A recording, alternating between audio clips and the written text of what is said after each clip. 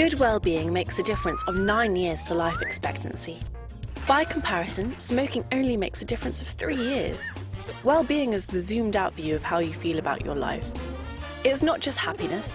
Happiness can be a fleeting moment and not have much of an impact on the rest of your life. But if you have many happy moments every day, then they do make a difference to your well-being. Positive psychologists who study how to make happy people happier, came up with the term subjective well-being to study the deep meaning of life kind of happiness. Aristotle was trying to pin it down with the word eudaimonia.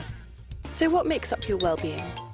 Over 30 years of research, Professor Ed Diner, dubbed the Jedi Master of Happiness Studies, has found these aspects to provide an enlightening picture of an individual's well-being. Subjective well-being is how many more positive emotions you have than negative ones, plus how satisfied you feel with your life, plus how well you are doing in the work, play and love areas of your life. The concept of flow is also popular in positive psychology. When a painter paints, they're in flow. They forget that time is passing. The experience is more important than the outcome.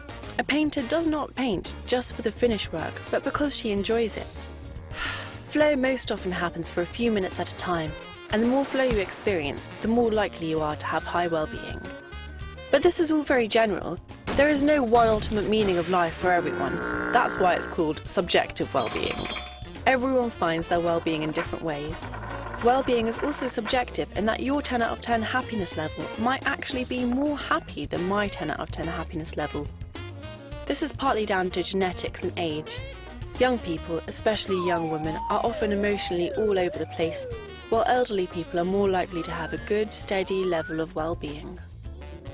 However, we do have the power to influence our well-being greatly by putting ourselves into good life situations and behaving in a certain way.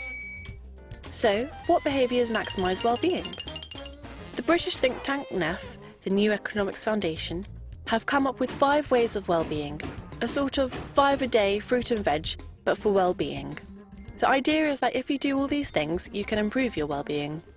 They are connect, give, be active, take notice, and keep learning. Connecting involves socialising with people. The happiest people always have strong, close relationships with family and friends, according to Ed Diner. Give involves being giving to others as well as to yourself. You can get something out of giving to strangers as well as giving to people you know. But you can't be giving in order to make yourself happy. You have to truly want to give. Be active is obvious but difficult for some of us.